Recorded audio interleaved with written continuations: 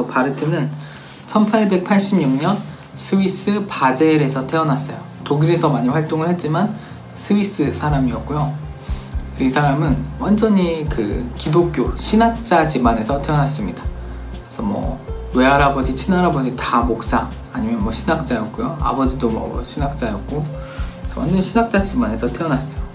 그래서 바르트는 태어나서, 바르트 당시에는, 그러니까 19세기 말이죠. 이때는 자유주의 신학, 진보 신학이 아주 열풍이 불 때예요. 슐라이어마를 시작으로 해서 이 진보 신학이 굉장히 유행을 할 때였는데, 바르트도 이런 진보 신학을 배우고 싶었어요. 그러니까 이런 자유주의 신학, 진보 신학의 특징은 한마디로 말하면 계몽주의, 이성을 이제 강조하는 학풍을 이제 따르는 신학 노선이거든요. 그래서 바르트도 이런 걸 하고 싶었던 거죠.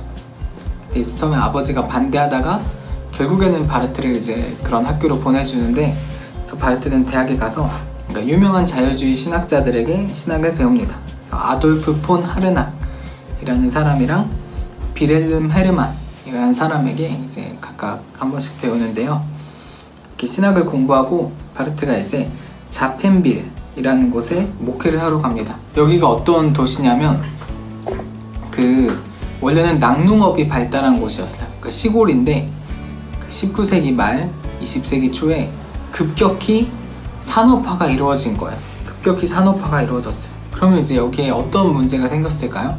그러니까 급격히 산업화가 이루어졌으니까 노동 문제가 이제 막 대두가 된 거죠. 그래서 교인들을 막 신방을 했던지 아니면 막 봤더니 교인들이 막 노동 착취를 너무 많이 당하고 있는 거예요. 공장에서 10시간, 14시간씩 일하고, 그런데 또 너무 가난하게 사는 거예요, 노동자들이. 그래서 이런 노동자들의 처참한 현실을 바르트가 보게 됐고요. 또 그 당시에 종교 사회주의자들과 교류를 했어요. 그러니까 사회주의 운동을 하는 사람인데 종교와 거의 연결해서 운동하던 사람들이랑 막 교류를 하면서 바르트가 노동운동에 굉장히 적극적으로 참여합니다. 그래서 뭐 노조를 만들어준다든지, 노동자의 기본권을 보장하기 위한 어떤 운동들을 전개한다든지, 이런 식으로 굉장히 노동자에게 관심이 많았고요. 어떤 사람들은 그 당시에 바르트의 별명이 자펜빌의 붉은 목사라고 불렀다고 해요. 이게 지금 그 당시 분위기대로 말하면 자펜빌의 빨갱이, 이런 별명도 바르트가 얻었었다는 거예요. 노동자를 위해서 막 사는 삶 때문에. 이제 그런 목회를 하고 있다가 이제 바르트 인생에서 가장 중요한 전환점이 되는 사건이 일어납니다. 그게 뭐냐면 바로 세계 1차 대전이 발발했어요. 그래서 1914년에 이제 세계 1차 대전이 발발을 했는데, 독일 황제가 1차 대전을 시작하면서 선전포고를 합니다. 선전포고문이 있어서 그걸 낭독을 한 거죠. 근데 이제 선전포고문을 누가 썼냐면, 아까도 잠깐 나왔던 아돌프 폰 하르낙, 그러니까 바르트의 스승이 이 선전포고문을 이제 써준 거예요. 이 사람이 유명한 교수고 신학자니까 아마 그걸 써서 황제한테 줬겠죠. 그리고 또 유명한 자유주의 신학자들이 엄청 대거로 이 전쟁에 찬성을 합니다. 세계 1차 대전에. 바르트가 이거를 보고서는 너무 충격과 실망을 받은 거예요. 그러니까 어떻게 내가 젊은 시절에 다 바쳐서 공부했던 그 자유주의 신학의 결과가 세계대전이란 말인가? 기독교 윤리는 전쟁을 옹호하고 사람들을 사륙하는 그런 기독교 윤리란 말인가? 그래서 바르트가 엄청 회의감을 막 느낀 거예요. 그래서 이제 이 바르트는 자유주의와 결별을 선언하게 됩니다. 그래서 이제 바르트는 뭘 하냐면 로마서 강해를 집필을 합니다. 이게 바르트의 첫 번째 저작인데, 로마서 강해라는 책을 세상에 탁 내놓았어요. 전 세계에서 엄청난 열풍을 일으켜요, 이 로마서 강해라는 책이. 그래서 사람들이 어떻게 이 책을 평가하냐면 자유주의자들의 놀이터에 떨어진 폭탄이다, 이런 평가를 합니다. 그러니까 그 아까 말했듯이 이성 중심적으로 신앙을 전개했던 자유주의자들의 어떤 신학 풍토에 바르트가 엄청난 이제 공격을 가했다. 바르트의 로마서 강해는 세계적인 성공을 거둡니다.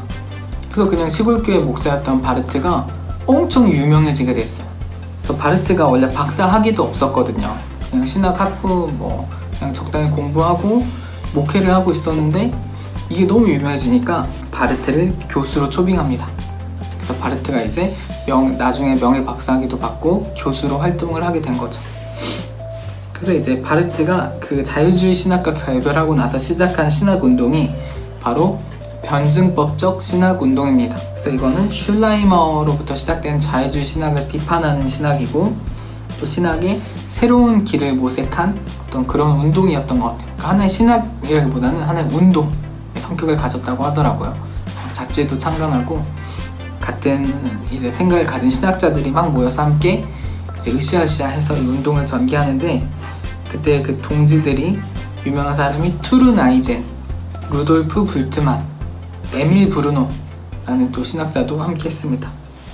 그런데 이렇게 바르트가 이걸 하다가 이제 다시 변증법적 신학과도 결별해요. 이제 왜 변증법적 신학을 자기가 잘하다가 결별을 했느냐. 그래서 바르트의 처음 취지는 자유주의 신학에 반대해서 이제 어떤 하나님 중심적인 신학을 하는 거였어요. 근데 자꾸 하다 보니까 동지들이 이상한 거야. 어떻게 이상하냐. 에밀 브루노, 아까 말했죠. 굉장히 친한 에밀 브루노라는 사람이 있는데, 이 사람이 자연신학을 합니다. 제가 얼핏 듣기로 이게 그런 거예요. 그러니까 이제 일반 계시와 특별 계시가 있거든요. 자연신학은 굳이 성경이 아니어도 자연을 통해서 하나님에 대한 지식을 얻을 수 있다. 루돌프 불트만은 이제 저랑 그때 같이 예수 그리스도와 신화 이거 했었죠. 그거 보면서 이 사람은 실존주의 신학, 비신화화, 아니면 뭐 신약에 대한 양식 비평 뭐 이런 것들, 굉장히 오히려 반대로 자유주의적인 그런 신학들을 루돌프 불트만이 전개를 합니다. 그러니까 바르트는 얘네 좀 이상한데? 내가 하고 싶던 거 이거 아닌데? 해서 탁 박차고 나간 거죠. 나는 이 사람들이랑 달라. 딱 선을 긋고 나가서 이제 다른 잡지를 창간해요. 그래서 오늘날의 신학적 실존 뭐 이런 잡지라고 들었는데, 그래서 그런 걸 창간을 하고 이때부터 이제 교회 교의학 신학을 전개합니다. 그래서 바르트의 가장 대표적인 저작이 그 교회 교의학이거든요. 그래서 이게 양이 막 엄청나요. 책이 막 전집이 이만큼이고, 페이지가 이게 10,000페이지 정도 된대요. 9,000 몇백 페이지. 그래서 얘 별명이, 이게 책의 표지가 하얗거든요. 그래서 얘 별명이 흰 고래 이렇게 불렸다고 해요. 그러니까 워낙 크니까 책 분량이, 볼륨이 흰 고래라고 불리고, 내용도 뭐 엄청 방대한 거죠. 바르트가 노년까지 계속 교회 교의학 신학을 하게 됩니다.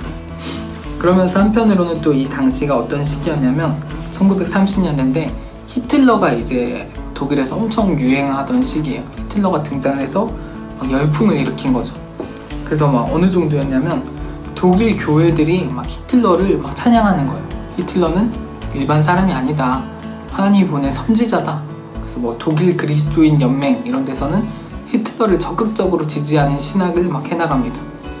그러니까 이제 바르트는 이게 너무 말도 안 된다고 생각을 한 거예요. 그래서 본격적으로 히틀러에 반대하는 운동을 또 전개를 하는데, 대표적인 게 바로 바르멘 신학선언입니다.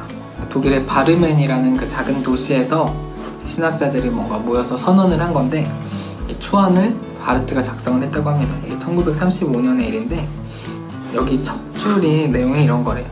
우리가 사나 죽으나 듣고 믿고 순종할 대상은 예수 그리스도다. 그러니까 하나님의 말씀인 예수 그리스도다. 뭐 이런 내용이라고 합니다. 그러니까 이건 뭐냐면 히틀러를 지지하던 자들에 대한 아주 맹렬한 비판을 가한 거죠. 너네 지금 누구 말을 듣고 순종하고 따르고 있는 거야? 히틀러야? 히틀러 아니야. 히틀러는 우리가 따라할 대상이 아니야. 우리가 따라야 할 대상은 예수 그리스도 한 분밖에 없어. 이 얘기를 지금 바르트가 하고 있는 거죠. 그랬고요. 이걸 이제 하니까 독일에서 안이 꼽잖아요. 그래서 교수직을 이제 박탈합니다. 그리고 이제 독일에서 추방을 시킵니다. 근데 보네퍼 같은 경우는, 또 보네퍼라는 아주 중요한 신학자가 있는데, 똑같이 이런 운동을 하다가 처형을 당해요. 보네퍼는 처형을 당하는데, 바르트는 스위스 사람이어서 독일에서 처형은 안 시키고 추방만 시켰다고 합니다. 바르트 추방을 당했고, 그래서 바르트가 이제 어디로 가냐면 스위스의 바젤 대학으로 갑니다. 그래서 자기 고향인 바젤로 돌아가서 거기서 이제 교수를 하고, 또 이 사람이 굉장히 나이가 많았는데 그때 노년인데 군대에 입대해요. 히틀러에 대항하기 위해서, 독일에 싸우기 위해서, 그러니까 상징적인 행동을 보여주기 위해서 이 사람이 스위스 그 군대에 명예 입대를 합니다. 바르트가 바젤에 가서 난민 구호 활동도 뭐 하고요. 전쟁이 끝난 다음에는 다시 독일의 본 대학으로 돌아가서 그 어떤 독일의 전쟁 복구에도 많은 도움을 줬다고 합니다. 그리고 1948년에는 제1차 WCC가 그 네덜란드 암스테르담에서 열려요. 이게 뭐냐면 그 기독교 에큐메니칼 운동인데요. 그러니까 뭐 교파, 교단 상관없이 전 세계 교회가 함께 협력하자 이런 운동이 이제 WCC인데, 거기 제1차 정기 총회 때 바르트가 가서 기조연설을 했다고 합니다. 그러니까 바르트의 위상이 그 당시에도 아주 신학자로서 전 세계적이었다 이런 걸 보여주는 대목이죠. 그래서 이런 바르트가 1968년에 이제 사망하게 되는데요. 죽기 전날까지 바르트가 그 뭐 글을 쓰고 있었다고 해요. 그러니까 어떤 신학 저술을 하고 있었고, 막 문장을 쓰다가 다 안 쓰고 이제 마침표도 안 찍고 바르트가 잔 거예요. 근데 그날 밤 자다가 이제 사망하게 되었다고 합니다. 그래서 바르트의 마지막 문장은 마침표가 찍히지 않았다. 바르트의 생애를 저희가 한번 쭉 알아봤습니다.